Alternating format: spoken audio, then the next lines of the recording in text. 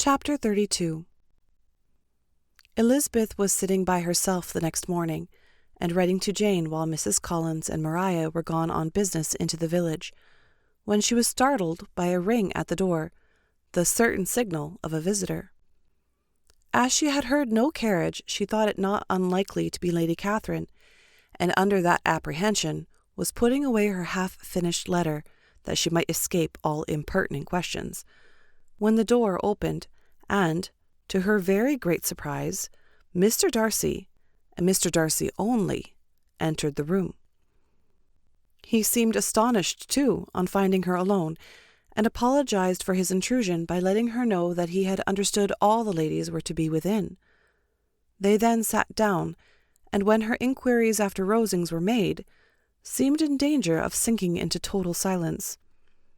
It was absolutely necessary, therefore, to think of something, and in this emergence recollecting when she had seen him last in Hertfordshire, and feeling curious to know what he would say on the subject of their hasty departure, she observed, "How very suddenly you all quit Netherfield last November, Mr. Darcy. It must have been a most agreeable surprise to Mr. Bingley to see you all after him so soon, for, if I recollect right, he went but the day before. He and his sisters were well, I hope, when you left London?" "Perfectly so, I thank you." She found that she was to receive no other answer, and after a short pause added, "I think I have understood that Mr. Bingley has not much idea of ever returning to Netherfield again?" "I have never heard him say so, but it is probable that he may spend very little of his time there in the future. He has many friends, and is at a time of life when friends and engagements are continually increasing." "If he means to be but little at Netherfield, it would be better for the neighbourhood that he should give up the place entirely, for then we might possibly get a settled family there. But perhaps Mr. Bingley did not take the house so much for the convenience of the neighbourhood as for his own, and we must expect him to keep it or quit it on the same principle." "I should not be surprised," said Darcy, "if he were to give it up as soon as any eligible purchase offers." Elizabeth made no answer. She was afraid of talking longer of his friend, and, having nothing else to say, was now determined to leave the trouble of finding a subject to him. He took the hint, and soon began with, "This seems a very comfortable house. Lady Catherine, I believe, did a great deal to it when Mr. Collins first came to Hunsford." "I believe she did, and I'm sure she could not have bestowed her kindness on a more grateful object." "Mr. Collins appears to be very fortunate in his choice of a wife." "Yes, indeed. His friends may well rejoice in his having met with one of the very few sensible women who would have accepted him, or have made him happy if they had. My friend has an excellent understanding, though I am not certain that I consider her marrying Mr. Collins as the wisest thing she ever did. She seems perfectly happy, however, and in a prudential light it is certainly a very good match for her." "It must be very agreeable for her to be settled within so easy distance of her own family and friends." "An easy distance, do you call it? It is nearly 50 miles. "And what is 50 miles of good road? Little more than half a day's journey. Yes, I call it a very easy distance." "I should never have considered the distance as one of the advantages of the match," cried Elizabeth. "I should never have said Mrs. Collins was settled near her family." "It is proof of your own attachment to Hertfordshire. Anything beyond the neighbourhood of Longbourn, I suppose, would appear far." As he spoke, there was a sort of smile which Elizabeth fancied she understood. He must be supposing her to be thinking of Jane and Netherfield, and she blushed as she answered, "I do not mean to say that a woman may not be settled too near her family. The far and the near must be relative, and depend on many varying circumstances. Where there is fortune to make the expense of travel unimportant, distance becomes no evil, but that is not the case here.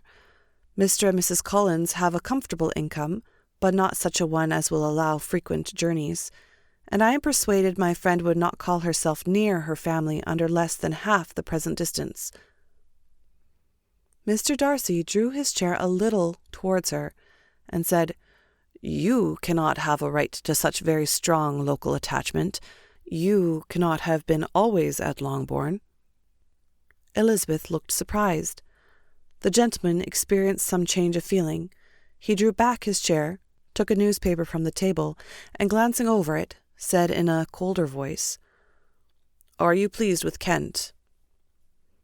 A short dialogue on the subject of the country ensued, on either side calm and concise, and soon put an end to by the entrance of Charlotte and her sister, just returned from their walk. The tete-a-tete surprised them. Mr. Darcy related the mistake which had occasioned his intruding on Miss Bennet, and after sitting a few minutes longer without saying much to anybody, went away. "What can be the meaning of this?" said Charlotte as soon as he was gone. "My dear Eliza, he must be in love with you, or he would never have called us in this familiar way." But when Elizabeth told of his silence, it did not seem very likely, even to Charlotte's wishes, to be the case, and after various conjectures, they could at last only suppose his visit to proceed from the difficulty of finding anything to do, which was the more probable from the time of year. All field sports were over.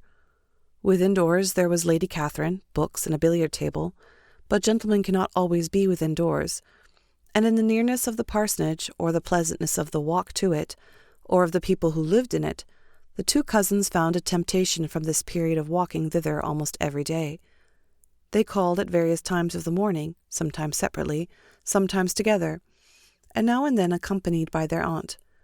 It was plain to them all that Colonel Fitzwilliam came because he had pleasure in their society, a persuasion which of course recommended him still more, and Elizabeth was reminded by her own satisfaction in being with him, as well as by his evident admiration of her former favourite George Wickham, and though, in comparing them, she saw there was less captivating softness in Colonel Fitzwilliam's manners, she believed he might have the best informed mind. But why Mr. Darcy came so often to the parsonage, it was more difficult to understand. It could not be for society, as he frequently sat there 10 minutes together without opening his lips, and when he did speak, it seemed the effect of necessity rather than of choice, a sacrifice to propriety, not a pleasure to himself.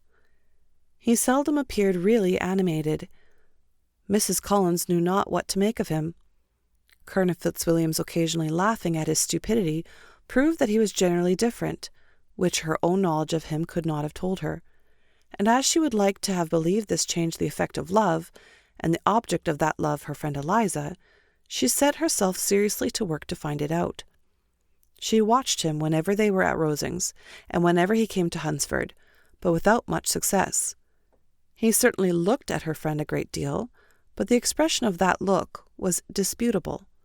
It was an earnest, steadfast gaze, but she often doubted whether there were much admiration in it, and sometimes it seemed nothing but absence of mind.